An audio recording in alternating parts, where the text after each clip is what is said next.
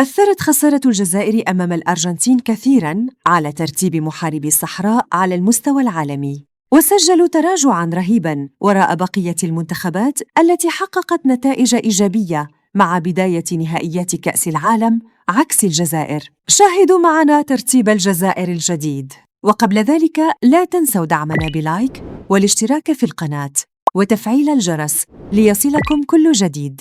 سقوط الجزائر أمام الأرجنتين بثلاثية نظيفة في الجولة الأولى من بطولة كأس العالم الحالية كان له تأثير كبير على ترتيب الخضر في التصنيف العالمي للاتحاد الدولي لكرة القدم فيفا حسب آخر تحديث.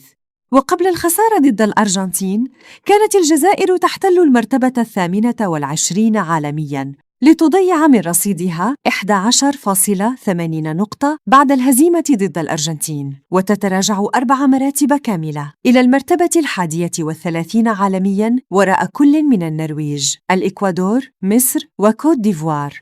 ويصبح رصيد الجزائر الجديد 1559.23 نقطة. وعلى المستوى الإفريقي تراجعت الجزائر إلى المرتبة السادسة بعد كل من المغرب، السنغال، نيجيريا، مصر وكوت ديفوار، والثالث عربياً خلف المغرب ومصر.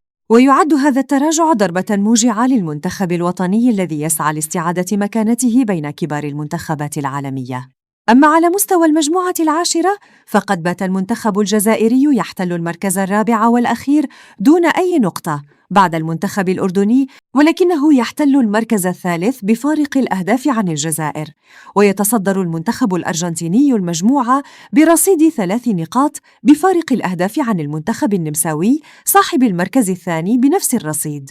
وسيكون الخضر مطالبين برد الاعتبار في المواجهتين المقبلتين أمام الأردن ثم النمسا من أجل الإبقاء على آمالهم في التأهل للدوري الثاني.